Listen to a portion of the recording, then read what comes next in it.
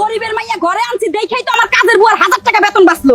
আমি চেয়ারে বসে রানীগিরি করুম আর তুই ডাইরেক্ট ফ্রি ডিশ ওয়াশার মেশিনের মতো ঘষতে থাকবি। এখন জ্যৈষ্ঠ মাস। গ্রাম বাংলার নিয়ম হলো এই সময় বিবাহিত মেয়ের শ্বশুরবাড়িতে আম কাঁঠাল নিয়ে যেতে হয়, যাকে বলে তত্ত্ব। বৃদ্ধ গরিব বাবা বানর বয়সের ভারে ঠিকমতো হাঁটতে পারেন না, তবু মেয়ের শ্বশুরবাড়িতে ফল নিয়ে যাওয়ার জন্য এই কাঠফাটা রোদে গত কয়েকদিন ধরে হাড় ভাঙা খাটুনি করে ভ্যান চালিয়েছেন।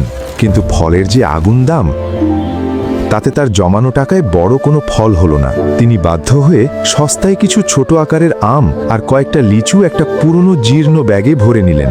তার পরনের তালি দেওয়া শার্টটা ঘামে ভিজে শরীরের সাথে লেপ্টে আছে, আর তিনি ক্লান্তিতে হাঁপাচ্ছেন। দুপুরের কড়া রোদে ভ্যান চালিয়ে বৃদ্ধ বাবা পৌঁছালেন মেয়ের শ্বশুরবাড়িতে। বাবা এসেছেন শুনে মেয়ে বানরী খুশিতে দৌড়ে উঠোনে এলো। পরম মমতায় নিজের শাড়ির আঁচল দিয়ে বাবার কপালের ঘাম মুছে দিল।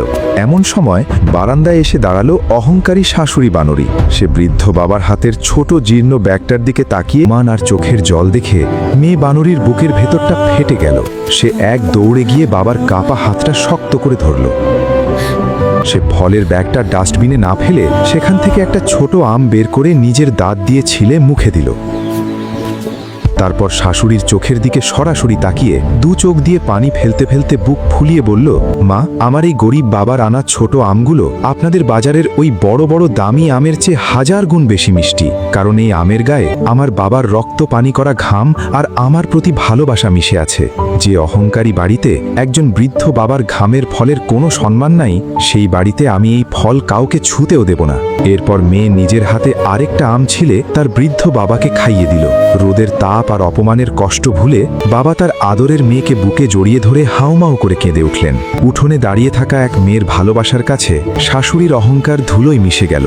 উপহারের দাম কখনো টাকা দিয়ে বা ফলের আকার দিয়ে মাপা যায় না। লোক দেখানো নিয়মের চাপে পড়ে গরিব আত্মীয় বা বাবা মাকে অপমান করা চরম অপরাধ। মনে রাখবেন, একজন গরিব বাবা বা ভাইয়ের আনার সামান্য ফলের ভেতরে যে ঘাম আর নিখাত ভালোবাসা মিশে থাকে, তা দুনিয়ার সবচেয়ে দামি ফলের চেয়েও অনেক বেশি খাঁটি।